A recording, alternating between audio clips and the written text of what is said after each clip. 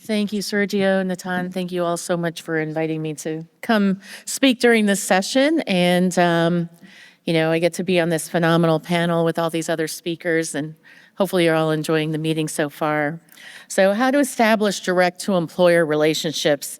And, as Natan was speaking, I kind of thought about this, and it's almost like medical tourism, but we're setting it up in like a different kind of way. But you could almost market it the same. These are my disclosures, none of which are pertinent to my talk. So direct-to-employer contracting is something that's becoming more common in the United States. Companies like Walmart, Boeing, Amazon, all these big companies, they're looking at this direct-to-employer. And this is considered a partnership between that employer and healthcare delivery systems, and it doesn't have to be local, for covered services under that employee's health benefit plan. And this is considered a partnership. And the goal of the partnership is to reduce costs within healthcare, improve quality, and enhance customer satisfaction. So how does it achieve all that? And I'm going to share with you, we participate in a direct-to-employer program with Walmart. There's, I think, 8 institutions that are part of that program across the country. So I'm going to share with you a little bit of our experience today.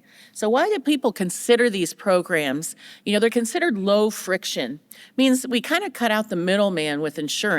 We all know, all of us who do bariatric surgery realize how much we have to work and dedicate staff within our practice to get all the records, to get the pre-authorization, make sure they fulfill the requirements of that plan. It is painful, right?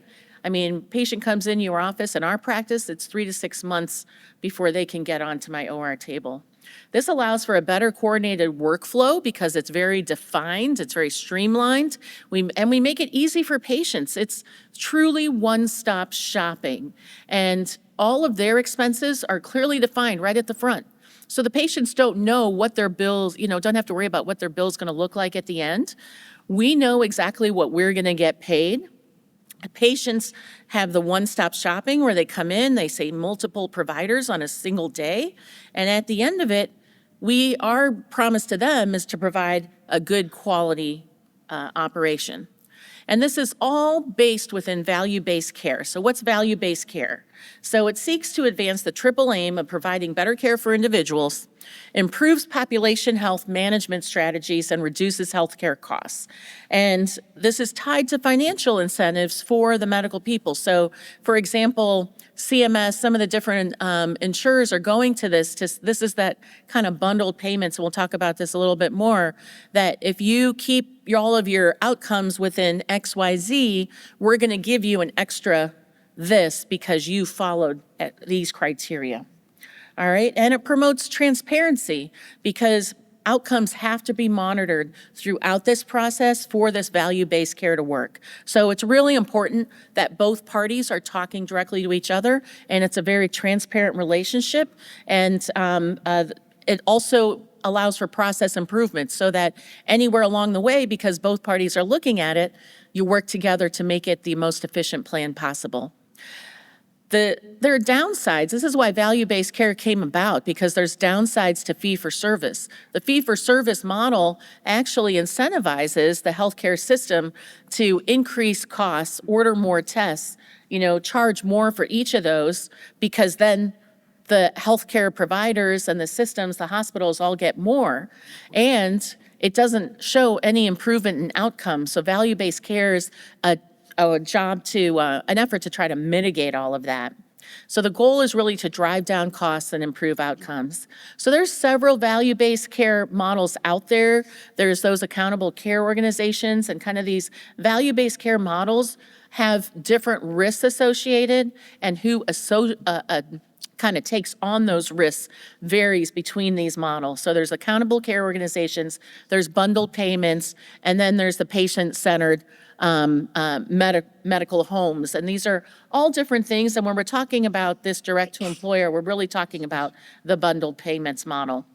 So our health system, university hospitals, we assume the risk and of promising good outcomes, because if somebody has a hospital stay longer than what's in the negotiated rate, if a patient has to be taken back to the OR because they had a leak right away, they had a hematoma, we eat that cost.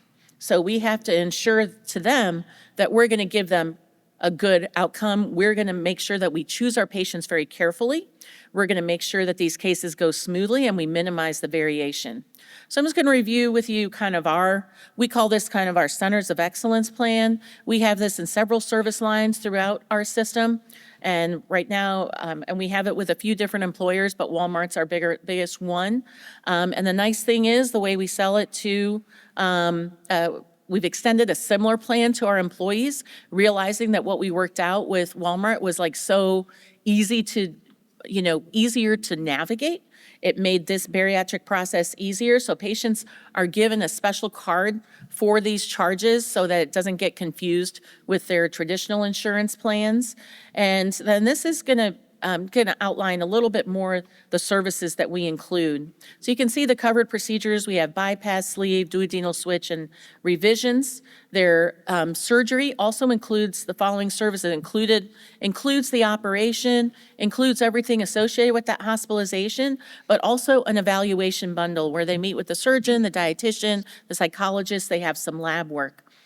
The other services, the workup that we do for these patients, like sleep studies, endoscopies, cardiac clearance, these kinds of things, those are all done locally for our patients, and our patients come from all over the country.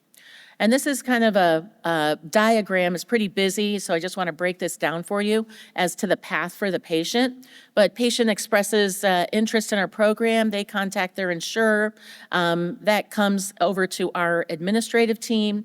On the day of the visit, the patient comes in to me from Minnesota, Indiana, Michigan, wherever they want.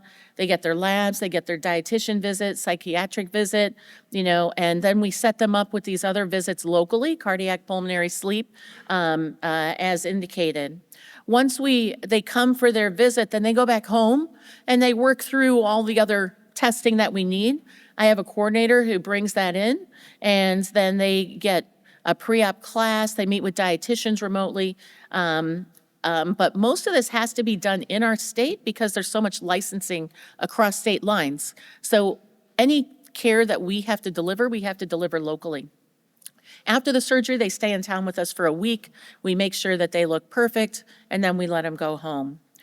So the terms of the agreement, we're going to provide safe care to the patients. The administrators negotiate the rates. Honestly, I don't even know what it is that our hospital gets paid for my services, but they're happy with the bundle that they put together. And since we're an RVU plan, it doesn't matter, honestly, to me at the end of the day. And they do their non-covered evaluations locally. This is challenging in that you need a dedicated coordinator to get all the records, get all the information together. Honestly, we just switched to Epic, and that Care Everywhere makes life a lot easier. We got to coordinate with their PCP, and I would say the biggest challenge for these patients is the long-term care, because again, we can't practice across state lines. We work with the company to say, we need you to ensure that even though we do the procedure, they need to have appropriate bariatric follow-up outside wherever they're going to go home to. Also, we need to be able to manage complications that occur after they leave. All of our surgeons at our bariatric program aren't a part of this destination program. We try to keep this very selected. We only perform these at one of our hospitals. We don't do it at all of our hospitals, just so everything's stream modeled, and I think the RVU model works well. So the hospital gets whatever they want, they're happy, and we get the RVUs, and we just take good care of patients. So direct-to-employer models can leverage value-based care.